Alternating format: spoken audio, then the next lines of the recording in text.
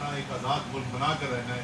اسی طریقے سے پاکستان والوں نے، پاکستانیوں نے، قوم نے یہ فیصلہ کر لیا ہے کہ اب حقیقی آزادی کے ساتھ زندگی گزارنی ہے، اور کسی ایک سادہ سے پیغام کے اوپر پوری قوم کھڑی ہو گئی ہے. اور شروع میں اگر آپ کو یاد ہو کہ اتوار کا دن جو تھا، پہلی دن جس دن نکلے ہیں وہاں، اس دن تو نہ کوئی لیڈر تھا، نہ کوئی اپیل تھی، نہ کچھ تھا. خود کو خود عوام ان سے آگے چلے گئے، اور یہی ہمیں آج نظر آ رہا ہے. انشاءاللہ تعالیٰ میں صرف جو لوگ آ رہے ہیں ان کو ایک ہی پیغام دوں گا کہ جلد سے جلد پہنچنے کی کوشش کریں، کیونکہ جیسے میں نے کہا کہ یہاں پر آج انشاءاللہ تعالیٰ جگہ جو ہے وہ کم پڑنے والی ہے، اللہ کی مخلوق زیادہ آنے والی ہے.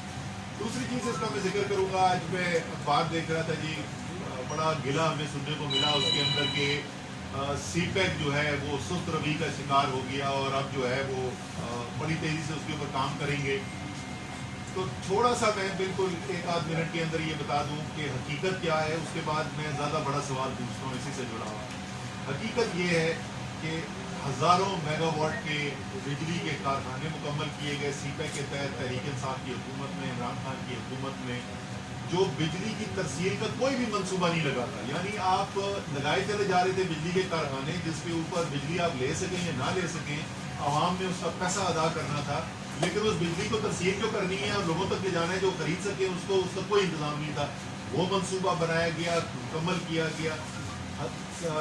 جو سڑکیں مکمل کی گئیں سی پیک کے تحت وہ تحریک انصاف کی حکومت میں زیادہ مکمل ہوئی بنسبت پچھلی حکومت کے.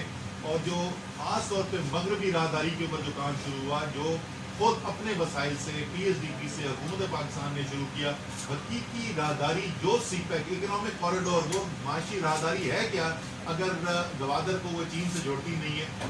اصل کام تو اس کے اوپر سارا ہماری حکومت کے اندر شروع ہوا، پھر وسعت دی گئی اس کی سی پیک.